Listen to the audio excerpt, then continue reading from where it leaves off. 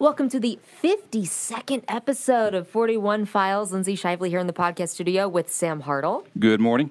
52 episodes. 52, that's, well, it's 52. It's more than... I was going to make a joke about the internet, which turned 30 yesterday. Right. So we have more episodes than years that the internet has been around.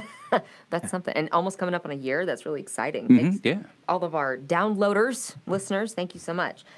We're sitting here in the podcast studio on a very rainy day, a very rainy week, and that could be potentially causing some problems. Yeah. But thankfully, we have experts in that. Meteorologist Jeff Penner also in the podcast Hello, studio. how are you? I'm Hi, here. Jeff. Hi. This is interesting, especially Yes. after the snowy winter we've had. Right. Why could this be an issue? Well, there's several things. We have this river flooding potential, and a couple of things. One, regardless of the weather pattern, you can have river flooding issues, especially at the end of winter and early spring, for a couple of reasons. One, you can have ice flow or jams on rivers that can dam it up or make it flow over in spots. Also, the ground can be frozen. Is usually frozen in colder winters, and so when you get these late March or April rain, it's falling on frozen ground, and the water does not, absorb. The ground does not absorb the water, and so it can run off, and so you can get more flooding into the rivers. And so, because you don't normally get enough rain at the end of winter, early spring to cause what they call flash flooding. There's two different things. Flash flooding is a rapid rise in water either on the road or in creeks due to an extreme amount of rain in a short amount of time. River flooding, and there's a lot of river flood warnings, are longer term, slower evolving situations. So if doesn't have to rain in Kansas or Missouri, but it can rain upstream in Nebraska or Iowa or South Dakota, North Dakota, where the Missouri River originates, it can rain up there and flow down the river, but it takes a few days for that to happen. And so my point is that at the end of winter and early spring, regardless of how active the weather pattern is, you can be susceptible to river flooding because you've had snow, the ground is frozen, and any rain, half to 1 inch just runs right off, and so it can cause a problem. But a half to 1 inch of rain is not enough to cause flash flooding, where you're like, oh my gosh, there's a rapid rise in water. That comes later in the spring and summer when you have these torrential rainfall events, 1-2 inches of rain per hour. That's flash flooding. So that can happen in any year. This year, though, is interesting because, as we know, it's been active, very active winter. Yes. And not just here, but across the entire Midwest. in the entire country. I mean, it has been beyond crazy. Las Vegas, first measurable snow. Right. Phoenix had something going on too. Right? Yeah, there's just been from coast to coast and border to border has been non-stop. And here in Kansas City, we've had close to 30 inches of snow, and we've had many, many winters where we've had 30 inches of snow. Right. What's different about this is it's not the snow, because these storm systems, we've had snow, then it rains, then there's sleet, and then it rains, and then it snows. Right. I mean, one precipitation event after the other every 2 or 3 days.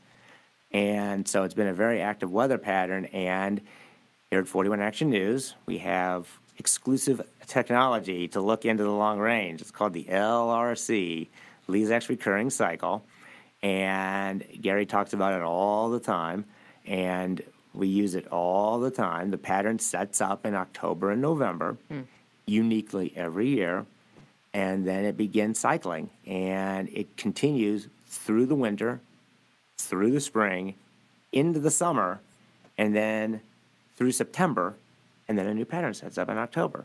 So the pattern that's set up here in October will continue through September of 2019.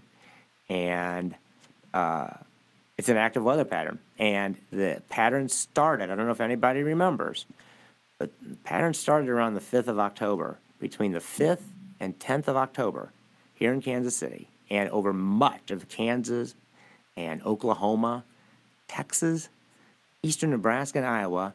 There were 10 to 15 inches of rain we had in those 5 or 6 days with the new weather pattern. A tremendous amount of rain. And that was followed up by the coldest November ever. It was followed up by our having us the second snowiest November ever, which is precipitation. And here we are sitting at 30 inches of snow. And we had all that rain in October because it was still, just out of summer. So you can still get really heavy rain events. Yeah. And then since then, you've had more typical, it's hard to get 3, 4, 5 inches of rain in the cold season. The colder air doesn't hold as much water. It's very hard to get that much water. But we're in this active weather pattern. So this year we have these river flood warnings, which you often see in March or in early April coming out of the winter. This year might be different because usually they disappear. As you go into spring and summer, the pattern gets hotter, you get drier days, there's not enough rain to cause those problems. This year might be different, and we definitely, using the LRC, have some concerns that what we've started here with this river flooding may become more of a problem long-term through the spring and summer because the pattern continues to cycle. And it's not going to snow in June or July, but Right. you're going to get these storm We systems. hope it's not. Oh, my We goodness. hope not, and that would be very unusual. But it could continue. We get these storms every few days, and all of a sudden, these 1 to 2 inch rain events, or half to 1 inch, become 1 to 2, and they become 2 to 3, and then you start getting them every few They days. pile on top of each Pile other. on- and there's no chance to dry out. Yeah, it's muddy right now, and it's been, Oh. not that rainy yet this week. Oh, it's ridiculous! Yeah. You go in your backyard right now; it's like a swamp. Yeah, I mean, you're exactly. just squishing under your feet. It's crazy. So, Jeff, I was going to ask you, Tom Dempsey reported on this, with what local officials are doing. They're already watching river levels. Platte River expected to crest on Thursday. And then, of course, the streams that are the usual suspects we're checking out for. Everybody who's lived here for a while remembers 1993. How does this compare, the setup and, where we are now, how does it compare to then? You've been looking at that, right? Yeah, very interesting because the last time the Midwest had widespread flooding, because a couple of years ago, Indian Creek flooded 3 times that summer. At Right. 103rd and Warren, it was a big mess. That was a flash flood. Those were a couple nights where we had 5 to 10 inches of rain in 4 hours. That was a flash flood. And ironically, that summer, there was drought conditions all around us. So there was no river flooding because everywhere else was dry. So, and then there's been a couple years in the 2000s like that, but 1993, the summer of 93, was the last time that it was a problem. I remember flying from Chicago to Kansas City in August of 93, and Iowa looked like an ocean. I mean, when Right. the sun is glistening off Iowa because it's all water, it was just, I wish I had a cell phone back then because it would have been an amazing picture. I cannot believe what I had seen. And that's because the Missouri, the Mississippi, the Kansas River, they all flooded, and a lot of them flowed out of their banks, broke levees, and it caused major flooding. And what happened was an active pattern set up in October of 92 and began cycling all the way through the spring and the summer. And the major flooding didn't occur until you got into June and July of 1993. But it's the same pattern that's set up in the winter. That year, we had 35 inches of snow here in Kansas City. Really? Very similar.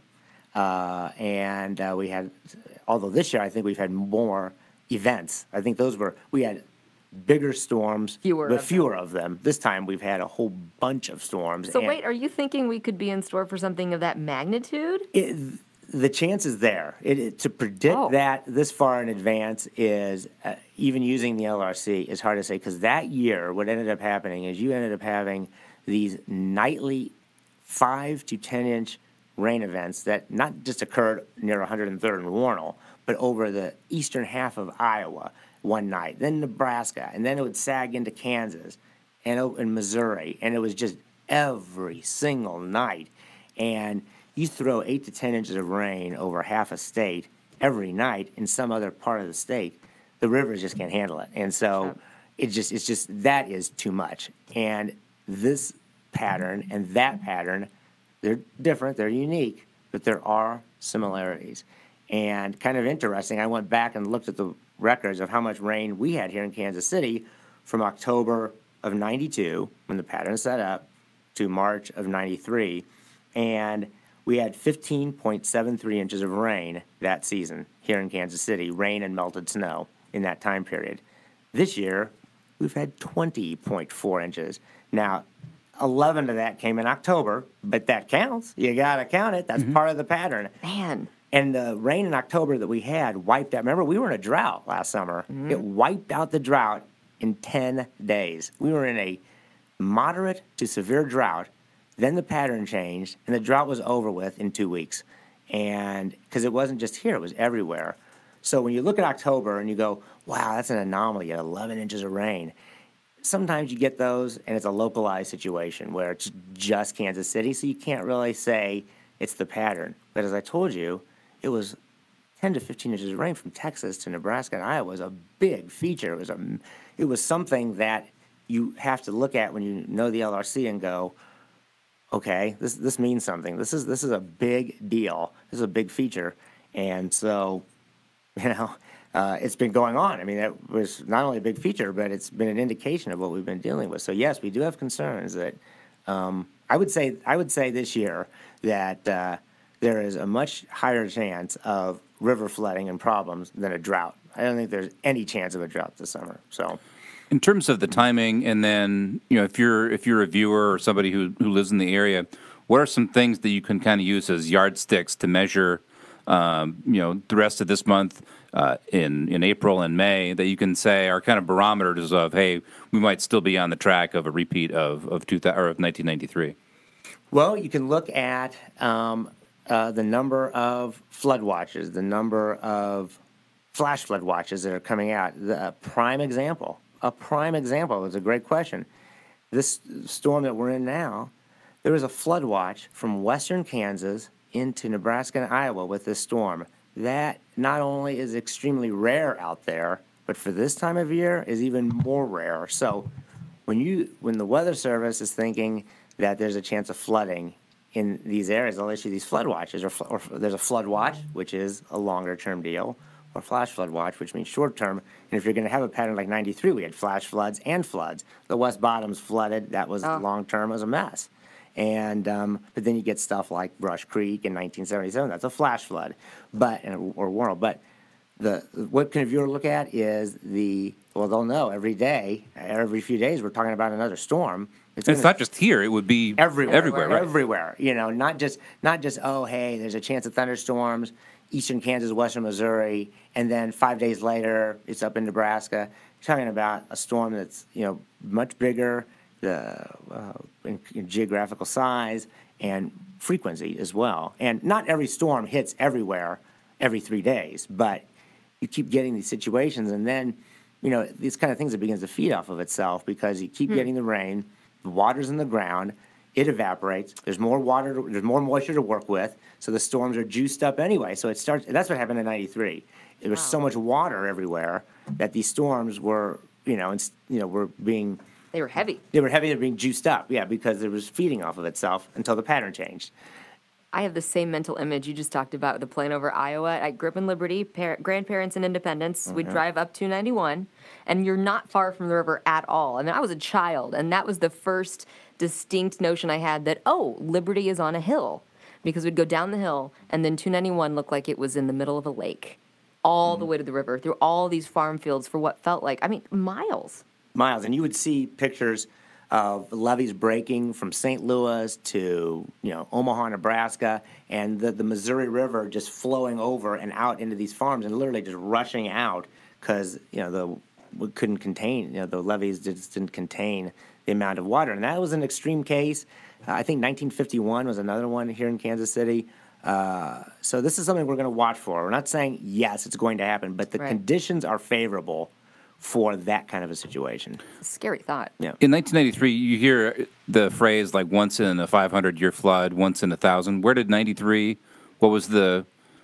Not sure exactly how long, how infrequent it was, but that was really the last year that we had, and so that was 26 years ago. Yeah. So it's definitely something that shouldn't happen 26 years later, but we're in a pattern that's going to possibly do it. And as I said, here we are in the middle of March with a flood watch in western Kansas. That's an arid place. From October to the end of March, in places like Dodge City and Goodland, they average like 1.5 inches of rain. That's all they average in those 6 months. They're just dry places.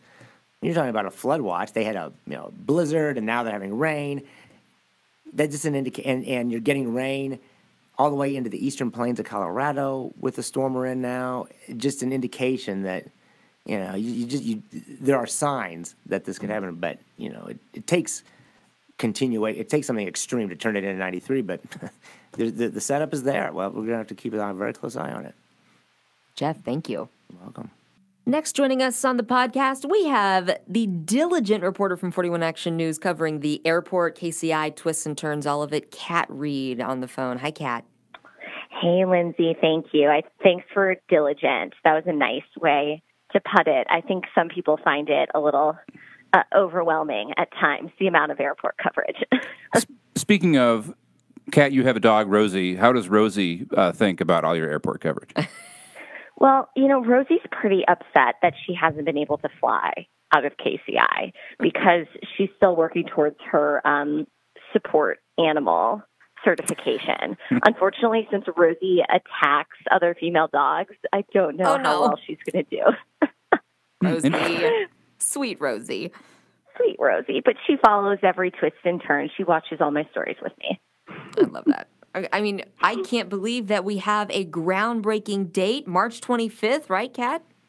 Yep, that's it. I know it seemed for a long time like we would never see this day, but we have, and we've also seen a deputy aviation director tweet out a picture of the crane that's waiting on site to knock down Terminal A. And I've also seen a lot of people on Twitter suggesting it'd be great if everyone could just show up with a sledgehammer and really take their frustrations out on Terminal A and any concerns about the project. Just, get it out. Go out there. This has been a winding road for Kansas City, that's for sure. Okay, Kat, what's the latest behind the scenes to get people caught up? Yeah, so the latest behind the scenes is earlier this month. Well, I guess actually it was towards the end of February. Let me check my dates because all of my days run together. But I believe it was towards the end of February we passed the development agreement and also the community workforce agreement, all of these various agreements, including the airline's term sheet that kind of just set the groundwork for how the project is, built and how the project, who's paying for it, all of those things. And so once those passed, that really allowed Edgemore and the aviation department to go ahead and set a groundbreaking and move forward since the airlines had signed on officially at that point. The airlines are still working out the details of their use and lease agreement, which is a more expanded version of the term sheet with just kind of some more specifics. And then also, as we get ready for the groundbreaking, they're still working on some of the bonding issues. So how exactly work is paid for in the short term and in the long term out at the new KCI. And the potential to maybe change the master bond ordinance came with some controversy, right? It did. So one thing, they would have to make a slight change to the master bond ordinance for these bonds that they want to sell to help build the terminal. And the reason why that's controversial is that Burns and McDonnell, the so-called hometown team, they were kicked out of the procurement process because it was said that their proposal didn't conform to the master bond ordinance, which the master bond ordinance, the way that the city, the aviation finance folks kind of described it, it's like the playbook city when it comes to bonding. So this kind of, document that lays out how the process works. And so they kicked out Burns and McDonnell because they said it didn't comply with the master bond ordinance, but now they're making a change to it. We reached out to Burns and McDonnell to see how they felt about that. They didn't have a comment at this time, but council members definitely didn't mince words about this. We have Mayor Pro Tem Scott Wagner, very strongly opposed to the change, Councilwoman Teresa Moore, and then Councilman Quentin Lucas, all opposed to making the change. Now, the city's bond council argues that, this change they're making doesn't change the underlying structure and, it doesn't concern the same thing as why they kicked out Burns and McDonnell. But Scott Wagner, the way he put it, is I feel like you're saying, you know, you could be a little bit sick or a lot sick, but either way you're sick. You know, you're changing the master bond ordinance. So hopefully that makes it a little bit easier to understand. I know it's kind of hard with all of this lingo and jargon. Has any of this changed the timeline? I think it's early 2023 now in terms of if you wanted to fly from a new terminal at KCI? Yep, still set for the first quarter of 2023. So we'll have to see if once ground is actually broken, if we start having some changes to that timeline. Speaking of things happening in the spring or early parts of the year, Kat, I know that you've been one of our reporters covering the mayoral campaign. A couple of the council members that you just mentioned going through the master bond ordinance are also running for mayor. Is there any indication that this issue has trickled down and has kind of formed opinions and sides as it relates to the mayor's race, which the primary is coming up next month?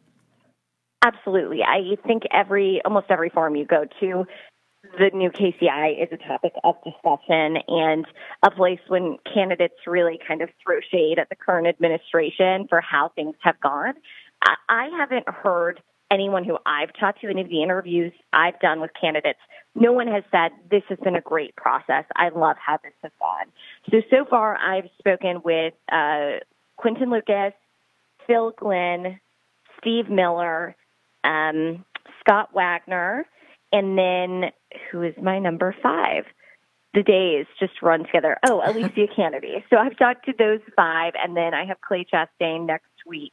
Everyone has said that they've been troubled by the lack of transparency thus far, that they would have done things differently, and that they'll kind of be very diligently looking, if they're mayor, to keep things on track, on time, on budget, and also to ensure that all of the, benefits to the community, especially minority and women-owned businesses, all of those benefits continue to happen and actually become a reality. So it is an issue that people are talking about a lot. Of course, I think that it's a major project, but I think some candidates have trained their eye a little bit more on what's plaguing Kansas City right now, which is potholes. Because, while the airport is a huge, important project, I think what people are most concerned with right now is trying to dodge the various holes on the road and make it to work and home every day. I can't remember which candidate was, Kat, but I heard a pothole song written to the tune of, I believe, Johnny Cash on the radio last week. Oh, boy. I don't know who that was, but I know Clay Chastain wrote a song about the airport, which I've not yet listened to, but maybe I'll get a live performance next week. I would definitely tune in for that. And so we had a report yesterday on the Meyer Fountain. There was a piece of stone that came off, and it sounds like they'll be able to repair that in plenty of time for Fountain Day on April the 17th, or 16th, I'm sorry. I love Fountain Day so much. It's like a passing of the spring a little bit. It's like opening day wasn't quite warm enough for the Royals. Right. And that's coming up in late March. Who knows what the weather will be? Obviously, as you heard earlier, Jeff thinks it might be wet. But Fountain Day is the next sign of spring. But the point to Kat's point about potholes, our reporter that covered that story yesterday, Andres Gutierrez, said that as people were driving down Ward Parkway, they were trying to avoid potholes, so they may not have even seen the damage to the fountain. And that kind of made perfect sense to me as somebody who uses Ward Parkway sometimes to get to Trader Joe's, to where I see Lindsay all the time. But yes, it's a good spot. I use Ward Parkway to get to Trader Joe's as well, but I'm lucky enough that my greatest hazard in commuting to work is walking and falling in a pothole if I try and cross the street. So I'm lucky in that way. Man, you see them tweet out the crews that are working on them, and they have filled this many thousands. I mean, they're working their tails off. It is wild. It is so crazy. Oh, we're thinking about you, all those road crews out there. And now that it's finally warm enough for them to use the little better mix, it's wet. It's raining all the time, yeah. I know. And I think the thing for the next mayor is really, in cities like Kansas City, when you have a climate like this, potholes are going to happen. I think that a lot of the mayoral candidates are focusing more on how do we prevent potholes from happening in the first place, rather than how do we address the mess we have right now. And so I think you'll hear a lot about kind of deferred maintenance and the importance of prioritizing that when it comes to infrastructure. So again, it's just potholes matter a lot, and they matter more to the average person than the airport, frankly, because you're using roads every single day to get to work and flying out of the airport maybe once a month, unless you are a big traveler. I think we talked a little bit of this when the gas tax was on the ballot. It's not that it's any more or less important, but it is something that you face daily, so it's top of mind. Yeah, for sure. Kat, thank you so much. We'll look forward to your next airport update. Thanks, guys. So, Lindsay, one of the other things that I forgot to mention is a sure sign of spring is Kansas City's St. Patrick's Day Parade. Yes. Have you ever been? I've never been to the one in Midtown. That's like the one, though. That is the one. It's huge. It's awesome. I've been for work. I take that back. I've been, like live on the side streets in a green dress for 41 Action News Midday. No, well, I see you in Brookside for Snake Saturday. For Snake Saturday. It's the warm-up parade in Brookside. Right. Absolutely. And by warming up, it may not necessarily be temperature related. Hey, no, yeah, right, yeah. It's the big warm-up for all this. Yes, I love the Brookside Parade, and I grew up in the Northland, so Snake Saturday in North Kansas City is, like, so fun. I don't know if you know this, Sam. One year, my little brother, who has darling red hair, won the Little Lad contest and got to ride in Snake Saturday, so it's a Shively family tradition. But, yeah, the weather during the St. Patrick's Day Parade, the big one on Midtown, I've been once, and it was, twice now. Incredible experience. Yeah. The trick is to leave before Westport becomes overwhelmed with. Where do you park? With drunk. Well, this is when I lived on the plaza, so I was able to walk there. Yeah. Or now I would probably park here at the station and then walk over there, something like that, or take a bird. Take a bird. That's right. Or a lime, if they're back yet. I'm not sure if they're. I've seen them around. I feel like a lot of them disappeared in the nasty weather. Or they fell down because of the wind, because they're not very stable. But and the wind. So anyway, if you're going to the big St. Patrick's Day Parade, be safe. But if you aren't, consider it, because it is actually a lot of fun. And I think the weather's supposed to be 52, which has been warm, which is warm for what we've been so far this spring. But this is the best forecast because we.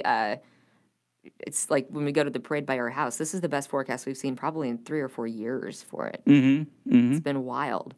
Still, the trees are not ready for spring like they have been in a couple of years past. But a little muddy. Hey, say hi to Eric Stone Street on Sunday, the Grand Marshal of the parade. Are you guys going to have him in for True Diligence anytime soon? Wouldn't that be great? Wonder what his thoughts are on the culinary scene of Kansas City. I don't know. I would have him on the 4th and 1, but we already know he's a big Chiefs fan. Yes. So that's undisputable. And then I guess the Screen and the Spot people could have him on about movies and entertainment and stuff. He fits into all the podcasts, actually. You just have a round robin of Eric Stone Street. I love that he shows so much Casey love. That's fun. Thanks for joining us for this episode of 41 Files. We'll see you next week. See ya.